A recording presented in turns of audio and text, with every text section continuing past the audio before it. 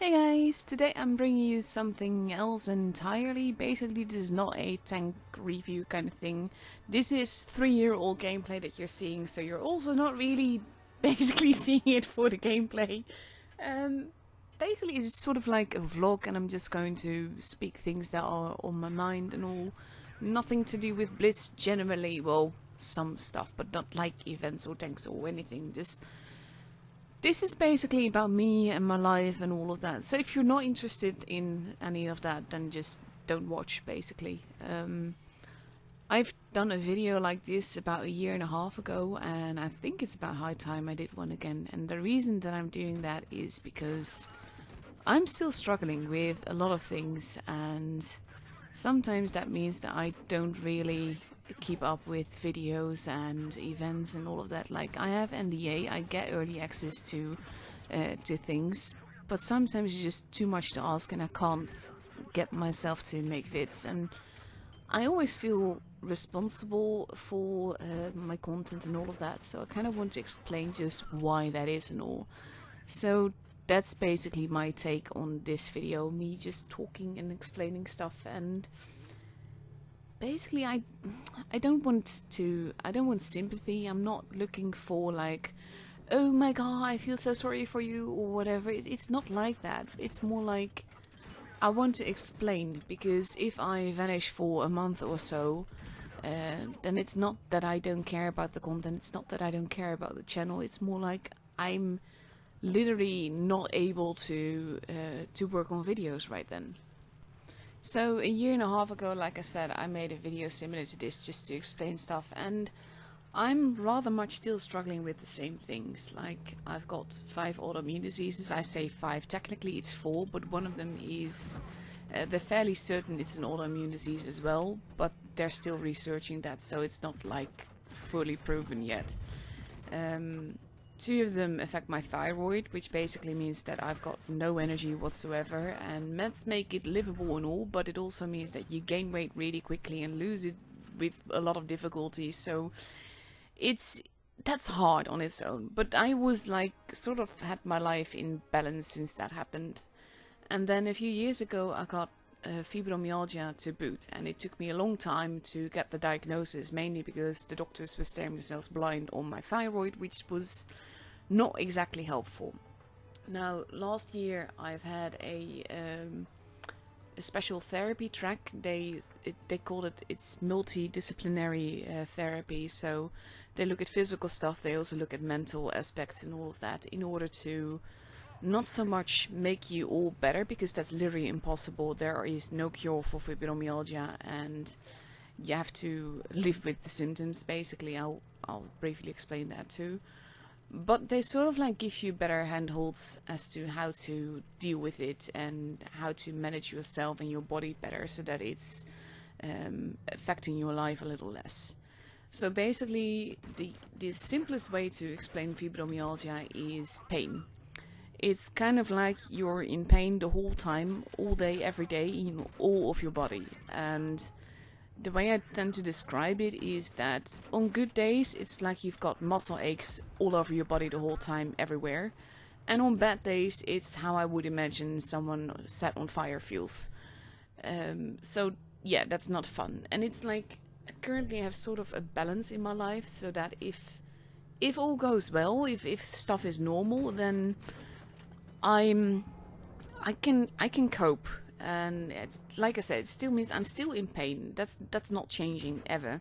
But it's sort of like it doesn't impede me too much. I work half days because I can't manage full days. That's too much. And I can still enjoy some stuff and all. And that sounds like very depressing, I know, but that's kind of like my reality. And that's one of the things I struggle with the most. Not so much that I've got diseases that I can't really do much with, but more the fact that I'm 36-year-old and I have to accept the fact that I'm in pain 24/7 the rest of my life. And that's not really a fun kind of life. That's not really how I imagined my life to be, or how I wanted my life to be.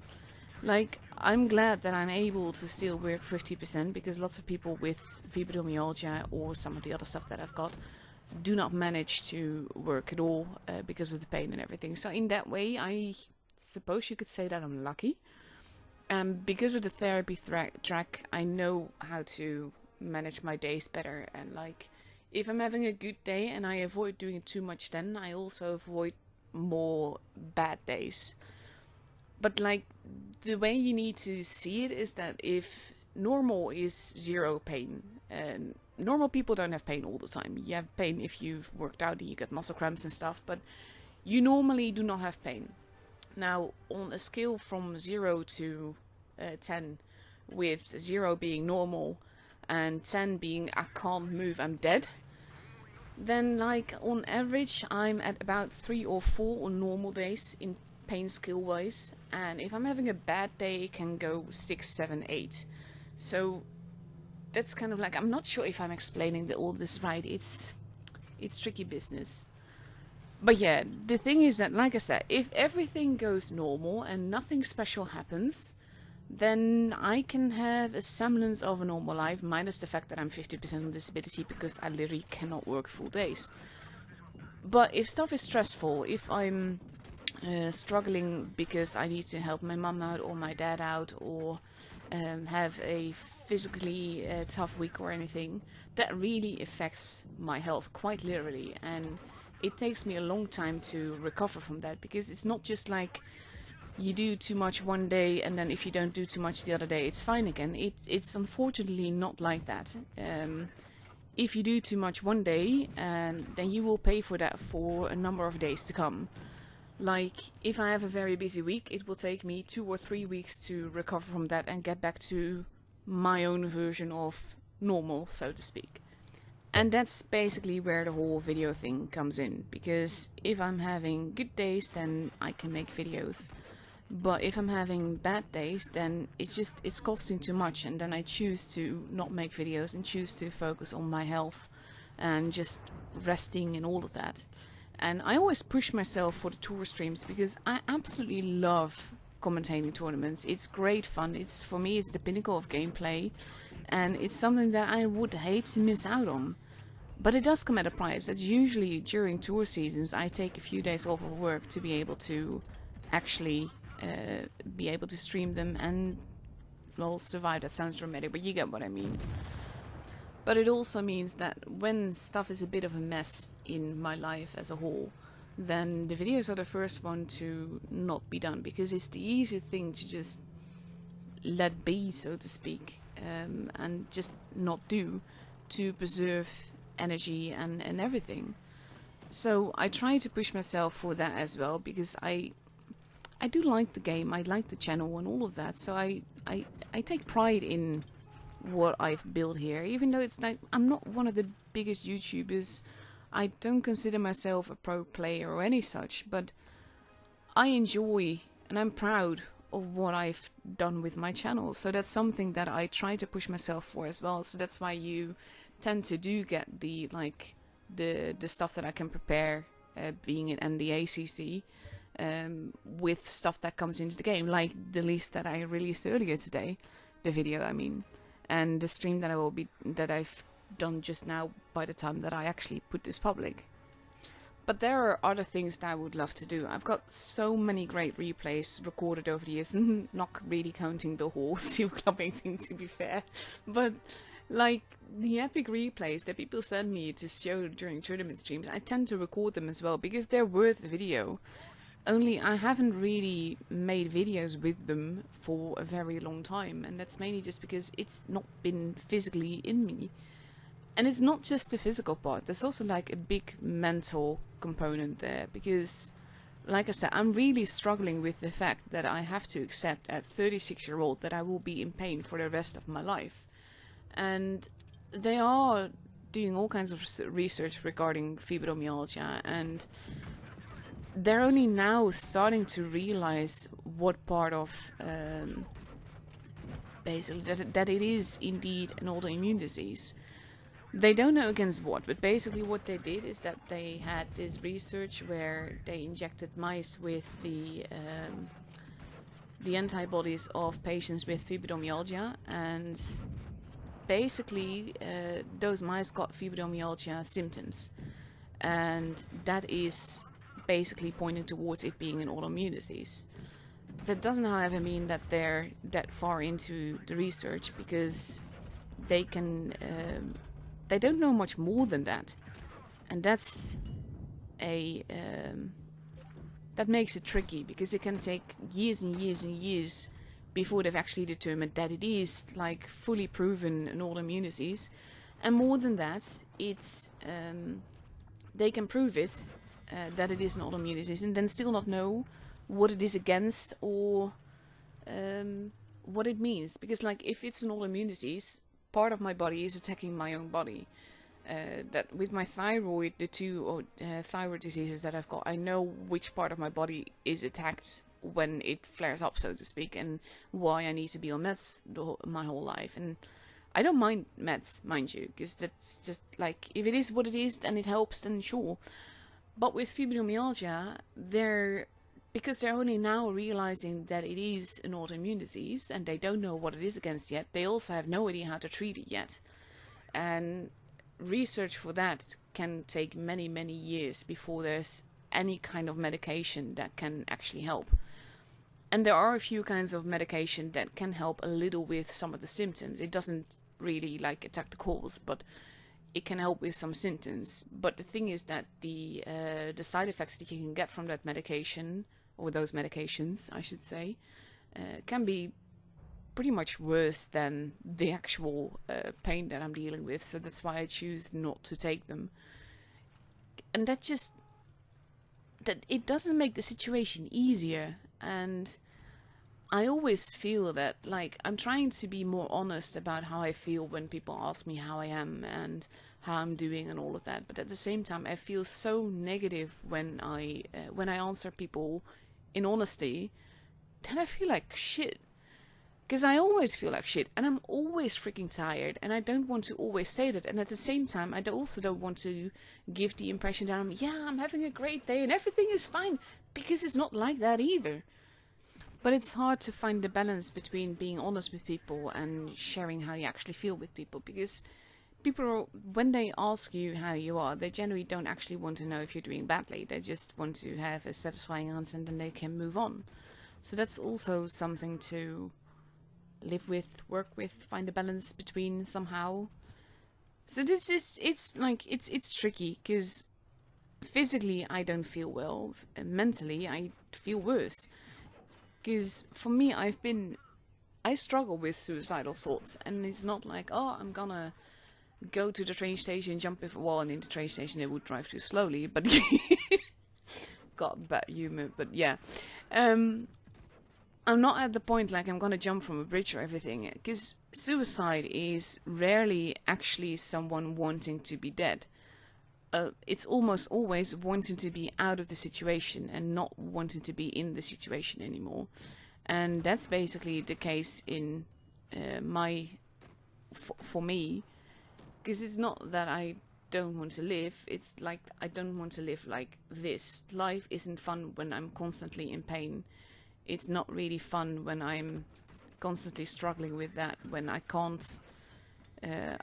don't earn enough to buy a house or an apartment, so I'm stuck in this tiny studio where I can't have a cat, and I really want a cat. So it's sort of like this snowball effect, so to speak. Everything is related to this, because with benefits you don't really earn that much. And I was finally getting to the point where I might be able to start thinking about buying a house and everything, and then life was like, yeah, no, here's Fibro, have fun. So it's all of that together, and I still enjoy the game, I enjoy the community, I enjoy the videos, I love the tournaments, I love my clan. My clan brings me such joy, even if I can't always express it properly to them. And it's just, the game is fun and gives distraction. It's the same with my embroidery. I do tons and tons of embroidery, and that basically gets me to the next day. And it's continuously stuff like that. It's gaming, it's, well, half days at work. Of course, I love my job, so that's not a thing either. But like, life in itself just isn't that much fun. And it doesn't mean that I don't have moments that I can laugh. I can laugh a lot. But it's like the overall picture just isn't something I'm happy living with, so to speak. I'm not sure if I'm wording that right, but you get what I mean. And that's something that I also wanted to talk about, because over time I have found things that help. And that doesn't mean that all problems are magically solved all of a sudden. But I know that especially with the whole COVID lockdowns, a lot of people, especially youngsters, are struggling with depression and just basically dark thoughts. And I'm going to give you some pointers that have helped me in the past, in the hope that maybe it can help you a little bit as well. Like, one of the most useful things I've gotten from my therapist, the tips and homework basically that I got, was to make a positive diary. And with a positive diary, what she meant was just like, you make an entry and then you every day about something positive. And it can be small. You can hug a cat and be happy with that, or you can see a ray of sunshine, a rainbow, or a nice breeze in the sunlight. I don't care. It's basically anything and everything that makes you smile is worth putting on that list. And you call it a diary because you write it down, and you write down just a little thing every day. And if it's more things, then all the better. If it's less things, that's fine too. And when she first gave me that homework, I basically just, I felt so bad, because there were days where I could not manage to find anything to write down, and I felt absolutely horrible for that, and actually brought me down a lot further into my depression than it helped. But then when I saw her next, she actually explained that it's not about making an entry every day. It's about being aware of those moments, because if you're starting to write them down, and you don't have to do an entry every day, but you just like, if you have something, then you write it down. It doesn't have to be like whole sentences, just like keywords like rainbow or kitty cuddle, or I don't know, spare ribs, bacon. Can be anything. Food is fine too.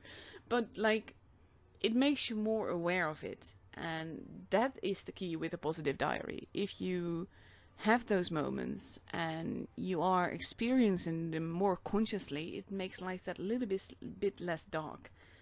And that's basically the goal of the positive diary. So if you are struggling, then that is something I can definitely advise you to do. It does help. It takes some time, and it, like I said, it's more about consciousness of those moments than experiencing loads of those moments. It's not a competition as to who gets more. It's not like that. So that's part one of my tips on how to help yourself a little bit out of the crevice that you're in. Now, another thing that has really helped me is my weighted blanket. When I first learned about this and its existence, I didn't think that it would actually be a thing and that it would work and everything. I can't even explain to you how it works, just that it does, because for some reason, with that blanket, it calms me down, and I can just lie down and I can just relax, and I'm struggling with my thoughts a little bit less when I'm under that blanket, and that is worth a whole lot to me. So it's sort of like, the way that it's described is that it's sort of like getting a hug when you're lying down or something. Like I said, I can't really explain how it works, but only that it does work. So if you have the ability and you are struggling with anxiety and mentally and all of that, weighted blankets are worth looking into. So give it a bit of thought and maybe look into that for you as well.